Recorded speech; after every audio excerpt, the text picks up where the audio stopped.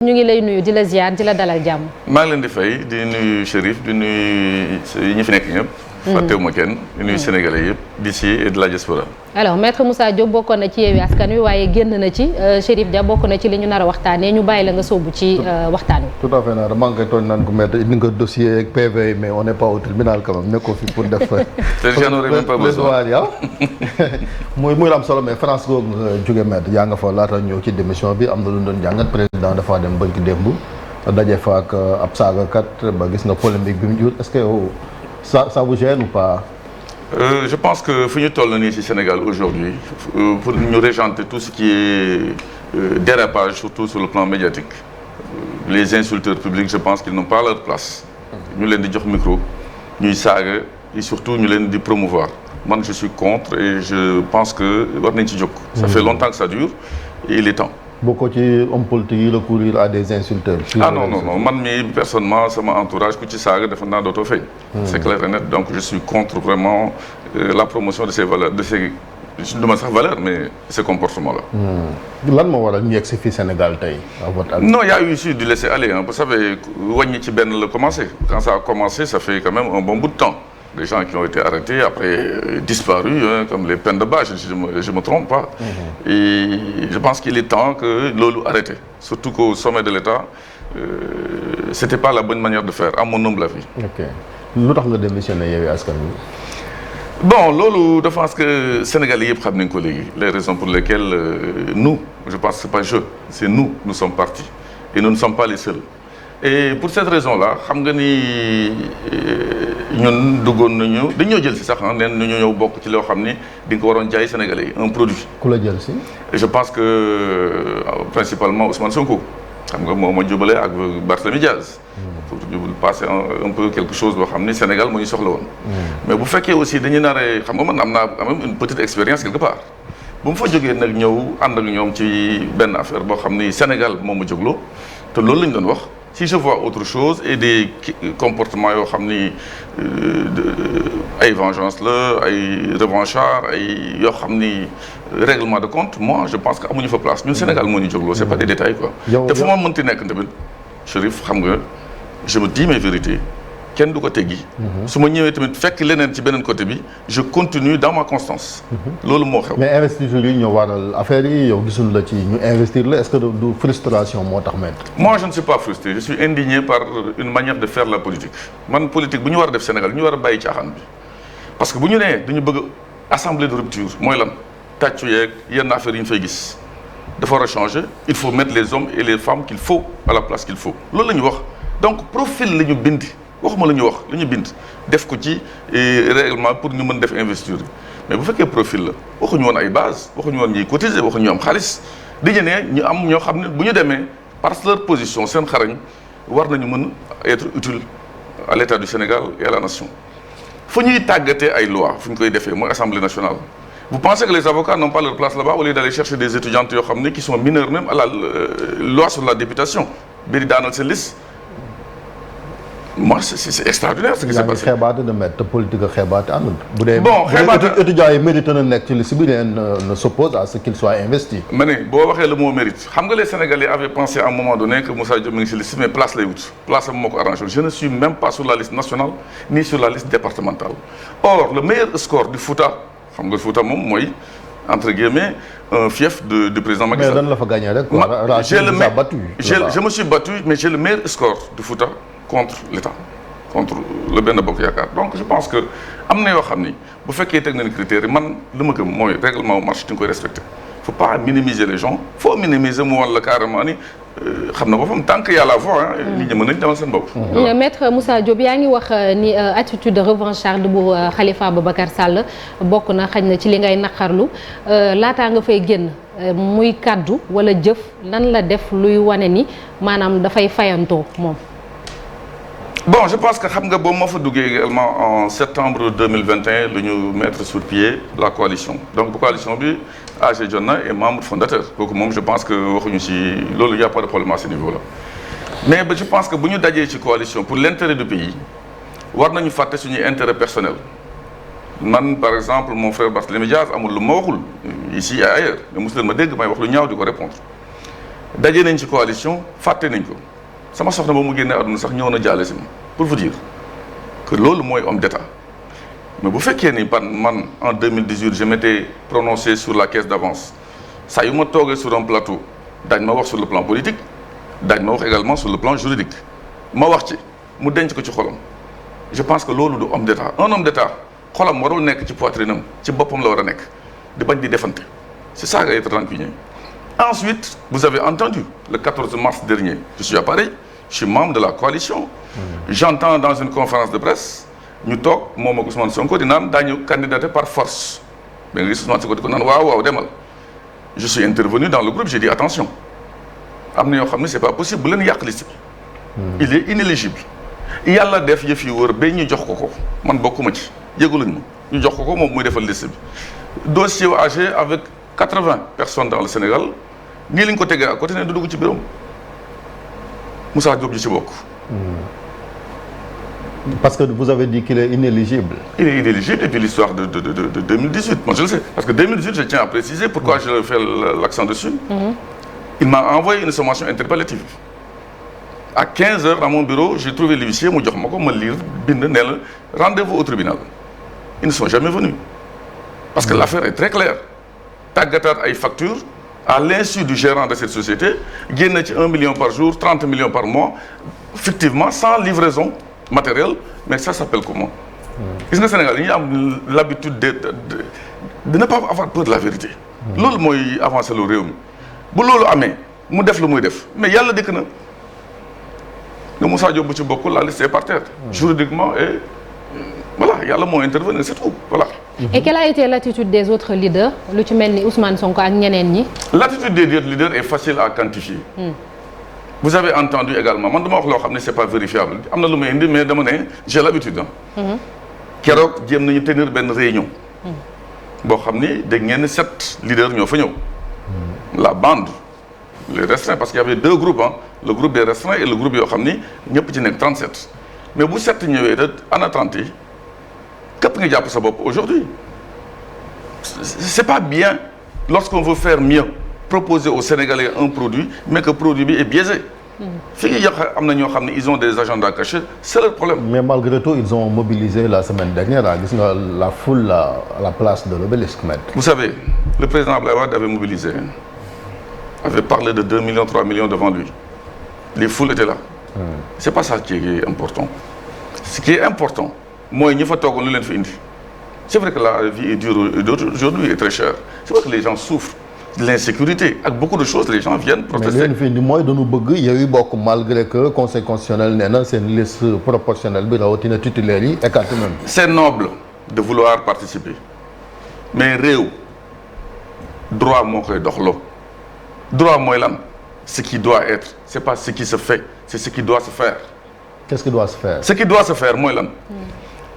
def nañu règle du jeu ñëpp war ko respecter waaye Yewwi jóg ne def nañu ay bêtises ay erreurs ay fautes mais boo defee loolu jox ko un juge il te rétribue judiciairement li xew ne wax la lu xew loolu lii mooy conséquence bi mais ñoom loolu donc bu fekkee ne demee ne noonu mu am ay erreurs yoo xam ni bévu la te ay avocats nekk ci biir coalition bi au leader la coalition de leader man maa fait je suis homme de droit mosuñu ma laaj sama avis sur li ñu koy defee ni ñu koy deful c'est vrai quand on donne à des ingénieurs ñu dem di dox yenn affaires yi ñuy nëbbatu di def yenn affaire nii lay mën a mujjee comment se fait-il que xeebuma kenn nag il y a des gens qui sont passés je ne veux pas nommer quoi parce que dañuy interpréter mais ils sont passés ils ont su faire des listes comment cette grosse machine avec l'expérience d'une trentaine d'années ou de quarantaine d'années ñoom Khalifa Sall arrive à prendre vraiment le truc en plein fouet comme ça sous des irrecevabilités lorsqu'on saisit le conseil constitutionnel pour faire annuler la liste de Benno de saisir la commission des parrainages à la place du ministre chargé des élections c'est écrit noir sur blanc sur le code ce n'est même pas un vide juridique c'est clair et précis. Mais naka lañ mën a diviser liste loolooy laaj bi maanaam bis bu nee ba jour élection ba kan la ñuy def photo kan lañ def ci liste ñi nga xamante ni mooy Yewwi Askan Wi loolu aussi muy décision boo xam ne conseil bi jël nañ ko mais xalaatuñ. avec 50 personnes yoo xamante ni si les gens n'ont pas fait attention mais il y a une décision qui en parle clairement. Laquelle? Je pense que si vous nous permettez mën naa la génn oui vous l'avez voilà liiral leen ko pour wane ne clairement cette question aussi a été traitée et réglée c'est bon partant de la jurisprudence Fandène c'est foofu la jógee c'est la décision boo xam ni bu Cour suprême voilà le Conseil constitutionnel dans sa décision 13/E 2022 je vais à la dernière page considérant que l'absence de photographie donc les gens n'ont pas lu les décisions permettent de parler souvent dehors di wax mais décision bu mujj bi sax wax na si je ne parle même pas de Fandène de 18 août 2014 l'absence de photographie ne saurait virgule à elle seule virgule invalider la liste des suppléants dès lors que d'autres éléments d'identification prévus par les articles L173 R58 comme les prénoms, noms, professions de chaque candidat, les couleurs, les sigles, symboles de la coalition sont bien apparents et sur la déclaration de la candidature et les bulletins de vote sur la bonne information de tout électeur. Qu'il en résulte que ce moyen doit être rejeté. Wow. Ça, donc, je ne dis pas d'accord. ba léegi waxut photo bi léegi photo kan nañ ci def de. mais photo kan moyen d'identification yi. ma ne xam nga photo kan lañ ci def. celui qui va diriger cette liste. bu nekkoon beneen liste aussi c'est comme ça. loolu sa xalaat la mais yaa ko wax de mais conseil ni nga lii. conseil nee na waaw. def ci photo bañ ci def ci photo c'est pas un problème solo waaw mais nee na. mandarga coalition bi mandarga bi. pardon. mandarga coalition bi. élément d'identification yi élément d'identification. waaw mu ne moo koy mandargal. donc c'est pas un truc essentiel ou sans quoi la liste doit tomber. Je pense que loolu d'abord la justice s'est prononcée et vous savez que cette décision c'est pas question d'accord na wala d'accord ma. mais moi je suis un homme d'État. nu ma mën a tuuti je suis un homme d'État. quand nous voulons être à la place de ceux qui sont là. il faut ñu xalaat aussi bu ñu nekkee fii est-ce qu'on va faire la même chose éviter certaines choses en 2012 c'était ce qui s'était passé le Macky 2012 est parti aux élections malgré le fait que président Abdoulaye Wade ñu ngi ko validé pour éviter l'effusion de sang le président Macky Sall loolu la ñu waxoon réew su ma bëgguma toog ñu may def la même chose moo tax ñu dem élection lu nekk dégg nañ ko mais on a sauvé quand même beaucoup de choses au niveau de la démocratie donc moi je trouve que lorsque la décision a été rendu par la plus haute juridiction du Sénégal en la matière, insusceptible d'appel. La moindre des choses, c'est de respecter la décision, même si on n'est pas d'accord. Moi, je suis avocat. Combien de décisions ou bien de dossiers, je vais au tribunal, je perds. Je suis très remonté. Mais loo bëgg a wax ñu la faites appel. Et pour Benno nag pour Benno, oui. Là également, les Sénégalais doivent... Mais c'est vrai que beaucoup de Sénégalais ne comprennent pas. Parce que les gens ne sont pas sortis pour expliquer, voire expliciter les gens. Les gens vont dire, mais pourquoi nous nous avons sur une liste, nous nous avons. Judiciairement encore, je dis, la décision, elle est là. Deux coalitions ont attaqué Benno. Moi, c'était sur le parrainage. Il y a Gamsabok. Nous devons l'irrecevabilité. Ça signifie quoi? Vous n'aviez pas qualité pour agir. C'est écrit noir sur le blanc. Parce qu'ils ne sont pas concernés par l'arrêté du 30 mai. Il y a eu Askanui à attaquer. Nous, pareil, ils ont eu un rejet d'irrecevabilité parce qu'ils ont saisi la commission du parrainage à la place du ministre chargé des élections. Le droit est dur, mais c'est le droit. Donc, qu'est-ce qui a fait échapper Benno? C'est la maladresse de ceux qui ont attaqué. Procédure même qui vaut. Mais donc, c'est pas la faute des juges, c'est la faute de ceux qui ont mal saisi. maître yow tey jii maître su la fekkoon ñu investir la ci liste yi nga nekk en parfaite synergie ak les su la fekkoon suñu la investiroon ci liste yi nga nekk en parfaite synergie ba léegi avec les leaders de Yewwi est-ce que position bi nga adopté moom ngay wéy di adopté.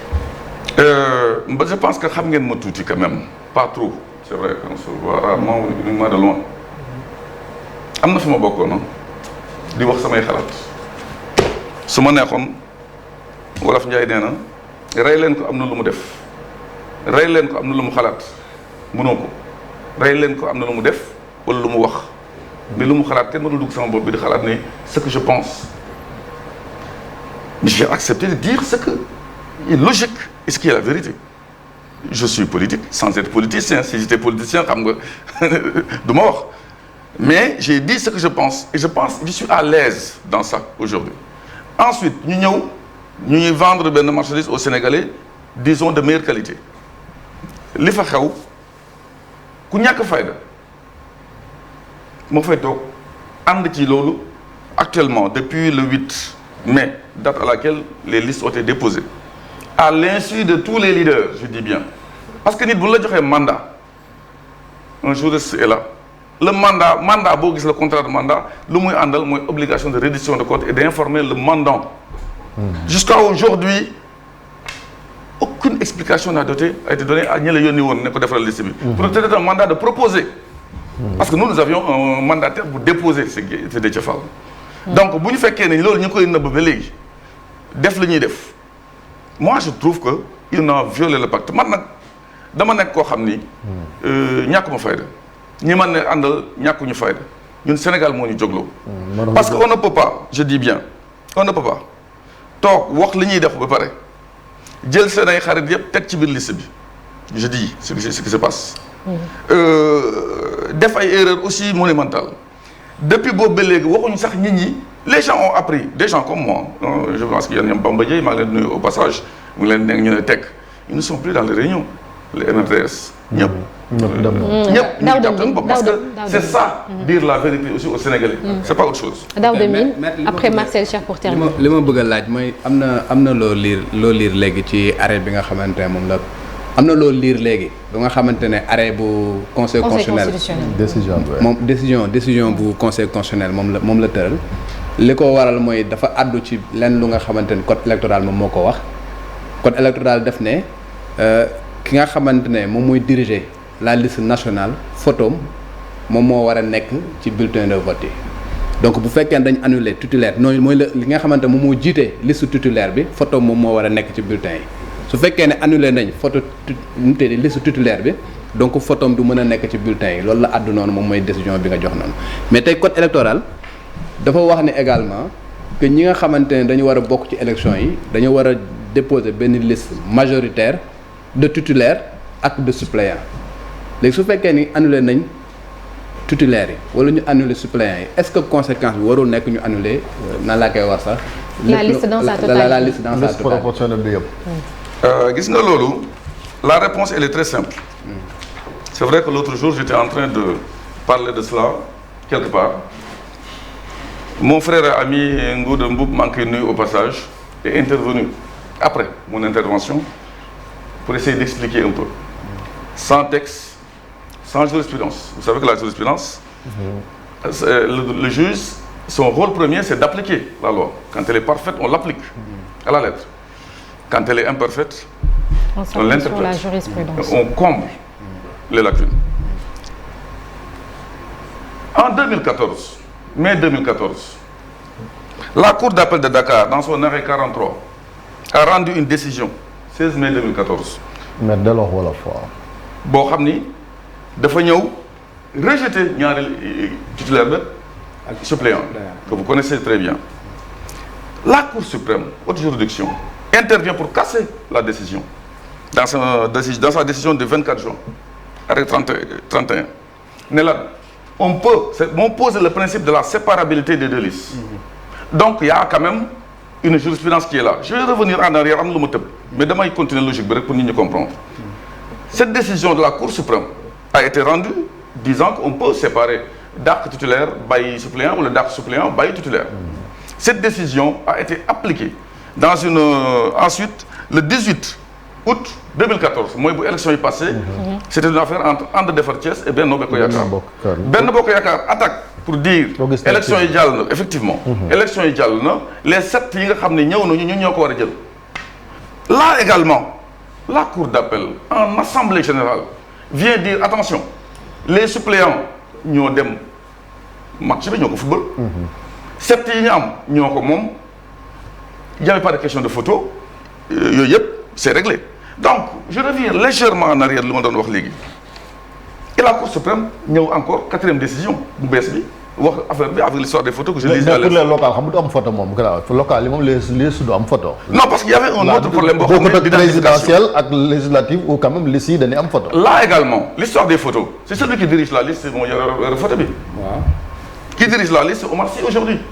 mais loolu yow yaa ko mais conseil boo ko de. non man je conseil boo ko de li nga lire fii tam c'est pas ce que le conseil a dit hein. je me limite. le code électoral le conseil est très clair dessus. il n'y a pas une décision qui change. le code électoral. oui le code électoral li mu wax ki nga xamante ne moom mooy diriger la liste des titulaires moom la photom di nekk ci kii bi loolu le code électoral wax. mais dama ne vous savez le vide juridique moom laa bëggoon dellu ci ginnaaw la liste de Dakar a été validée départementale sur la base d'un vide juridique. Parce que la loi avant 2017 prévoyait qu'en cas de démission, on ne peut pas remplacer. cette disposition ayant sauté, c'est écrit noir sur blanc sur la décision. Le Conseil constitutionnel a considéré que ce n'est plus interdit et permis. Donc, l'interprétation est comble de... Tout le monde est content. Nous sommes également sur l'histoire de la séparabilité des listes. Là également, c'est pas prévu, c'est pas interdit. Ce qui n'est pas interdit est permis. C'est une interprétation vide juridique. Moi, j'appelle le législateur aujourd'hui, sénégalais, à ne pas laisser aux magistrats cette marge de manœuvre d'interpréter. Parce que quand on interprète comme on veut. Si la loi était très claire et précise, d'une fille. Marcel. Les législateurs n'ont pas fait leur boulot et que cette nouvelle assemblée qui va venir soit une assemblée où les députés travaillent au lieu de se mettre là-bas à applaudir. Il y a trop de vide juridique et pour une vide juridique, le magistrat a une marge de manœuvre. Alors, il nous reste quelques petites minutes. Marcel, maître, pour savoir que les lendemains aujourd'hui de AG Jotna, fan ngeen di nar a féetoo seen avenir en politique actuellement ndegem génn ngeen Yewwi Askan Wi lan ngeen projeté. lan moo ne sa kanam. mën nga demaat benn est-ce que maître du dellu. vous savez parce que ni ngay défendre Macky Sall moom dem ñu pare gars yi woo la ne la maître. Chérif nañ ko bàyyi mu tontu. Man c'est pas les postes qui m'intéressent. Oui, ça on a compris. C'est pas des paroles, hein. Vous le voyez concrètement. C'est pas ça. J'ai mon métier. Pour me liguer le Sénégal, j'ai fait ce que je dois faire. Quand il s'agit de partir, même dans la vérité, je pars. Donc personne ne l'aurait fait ici. Vous savez, on se connaît. Hein. Le fauteuil, nous talk, nous vendons chez nous. C'est une histoire de parole. Dit talk, nous gagnons, nous avons affaire, nous avons affaire passer. Non, il faut le dire au bon moment. Quand il s'agit de la vérité. Ensuite, nous avons dit que nous faisons cap sur 2024. C'est très clair lors de la conférence de presse de samedi. Ce n'est pas la première fois hein, que je souhaite postuler pour la magistrature suprême. Ce n'est pas la première fois. En 2012, j'étais candidat. Ah oui. C'est comme ça que le président Macky Sall m'a connu. Personne ne m'a connu à titre personnel. Il m'a entendu à travers une émission Bokhamni, qui est le GFM, parce que c'est Mamoudi Ibrakan qui m'avait invité en tant que candidat à la présidentielle. C'est un piège. Il me l'a dit. Parce que vous dites que nous avons défini le Sénégal, le Sénégal. Mais à ces questions et aux réponses qui ont été données, et dans l'émission, vous pouvez l'entendre en novembre 2011, on a envie d'applaudir M. Diop en vous entendant. Macky Sall attends, qui est là? Nous avons parce que c'est 4 points sur les 5 que j'ai. Nous avons Lolo Macky 2012. Mais vous avez dit non psychologue. Mais au cas où Macky vous tendrez la main là, est-ce que vous avez dit ça? Parce que c'est vrai que c'est un parti, mais je parle de coalition. Puisque non, il y a une coalition. Avant d'être dans la coalition, il faut exister. C'est vrai que parce que mal ligne fait et il faut qu'on avance sur certaines choses. Dem di and ak ay nit yo xamni fi je peux dire que tu as été trahi, l'autre partie tu as été escroqué. Non. Il faut voir maintenant. Mais est-ce que finalement le problème c'est pas vous? Chérif. Non, moi ça ma dernière question. Est-ce que le problème c'est pas vous parce que mënoo nekk fenn dem nga benno nga ne xawma escroquerie fee dañ la fa xawma nu mu tuddati finalement est-ce que du ne yaa am problème finalement? Chérif. Dama bëgg quand même sénégalais ne pas se baser uniquement sur la quantité. Amna ñi wolof ñay di wax lu ñëpp wax moy dëgg. La majorité. Vous savez, quelqu'un s'était levé un jour pour dire que la terre était ronde. On a fini par lui donner raison. Galil. Vous voulez que je fasse maintenant une politique de mensonge? Parce que le Maïdef, moi, je passe, je suis trop véridique. Donc, on a une dose.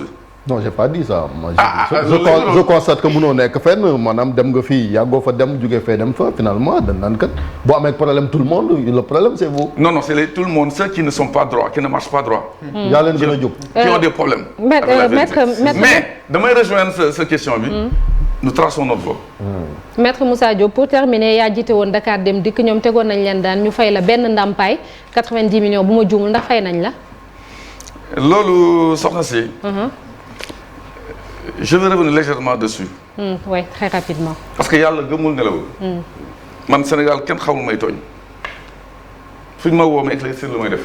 Jox nañ ma juróom benni at kër gi nga xam ni xam naa ni ma ko fekkee. Je n'ai jamais égratigné ki mu fa fekkoon. Parce que nit day nite. Ma def fa xam naa ko. Def fa lim fa mën a def. Tout rien n'est parfait nag dans cette vie là. Ma fekk fa ay règles du jeu mooy lan.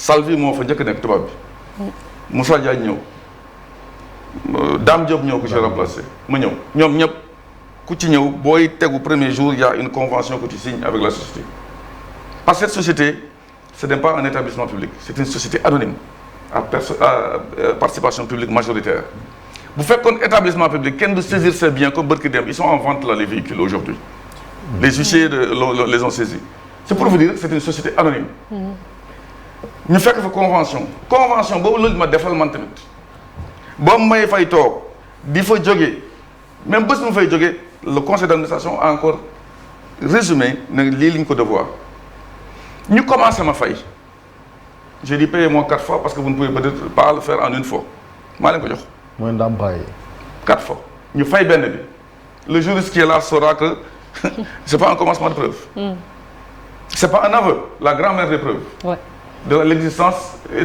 du caractère certain de la dette ñu ni duñ ma fay parce que je m'étais prononcé sur l'histoire du troisième mandat lan laa def teg naa ci mbedd bi di yuuxu ak yooyu non faut être civilisé j'ai saisi les juridictions les juridictions de mise en état le 23 mars dernier m'ont donné raison en condamnant les gens en me demandant que ce soit dans mes droits de me verser mes 90 millions ils ont encore fait appel ci liñ toll fu mu toll nii. fa lañ toll nii d'accord merci beaucoup maître Moussa Diop moom moo jiite AG Jotna sant la gërëm la bu baax a baax ci wuy si bi maître Moussa Diop léegi dañuy soobu ci yëglekaay yi l'Observateur ak Record li ñu xëyee tey.